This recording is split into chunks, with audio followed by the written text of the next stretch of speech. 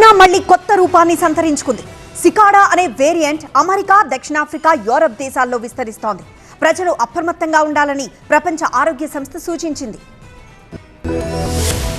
Corona virus మళ్లీ రూపాన్ని మార్చుకుంది. BA.3.2 అనే కొత్త సబ్ వేరియంట్ వెలుగులోకి వచ్చింది. సికాడా అని ఈ వేరియంట్ కు పేరు పెట్టారు. అమెరికా, దక్షిణాఫ్రికా, యూరప్ లాంటి దేశాల్లో ఈ సికాడా వైరస్ విస్తరిస్తోంది. కరోనా కొత్త వేరియంట్ పై ప్రపంచ ఆరోగ్య సంస్థ అప్రమత్తమైంది. సికాడా వేరియంట్ పాత ఒమిక్రాన్ కుటుంబానికి చెందిందే. కాకపోతే సుమారుగా 70కి పైగా మార్పులు జరిగి కొత్త వేరియంట్ విస్తరిస్తోంది. ఇంత భారీ స్థాయిలో వైరస్ రూపం మార్చుకోవడం వల్ల వేగంగా వ్యాప్తి చెందే అవకాశం ఉందని నిపుణులు భావిస్తున్నారు. చాలా కాలం తర్వాత మళ్లీ బయటపడడంతో దీనికి సికాడా అని పేరు పెట్టారు. ప్రస్తుతానికి దీని లక్షణాలు పాత ఒమిక్రాన్ వేరియంట్ లాగే ఉన్నాయి. ఎక్కువగా టీకా వేయించుకున్న వారిలో తీవ్రమైన దగ్గు, గొంతు నొప్పి, విపరీతమైన అలసట, నీరసం, ముక్కు కారడం లేదా ముక్కు దిబ్బడ, తలనొప్పి, ఒళ్ళు నొప్పులు, తేలికపాటి జ్వరం ఇలాంటి తక్కువగానే లక్షణాలు కనిపిస్తున్నాయి. చాలా అరుదుగా వాసన ఇంకా రుచిని కోల్పోవడం లేదా రాత్రిపూట చెమట్లు పట్టడం వంటివి కనిపిస్తున్నాయి. శాస్త్రవేత్తల అంచనాల ప్రకారం ఈ వైరస్ పాత వేరియంట్ల కంటే కొంచెం వేగంగా వ్యాపించవచ్చు. కొత్త వేరియంట్ వచ్చింది అనగానే భయపడాల్సిన అవసరం లేదని, జాగ్రత్తగా ఉంటే చాలని చెప్తున్నారు. బూస్టర్ డోస్ తీసుకొని వాళ్ళు తీసుకోవడం మంచిది.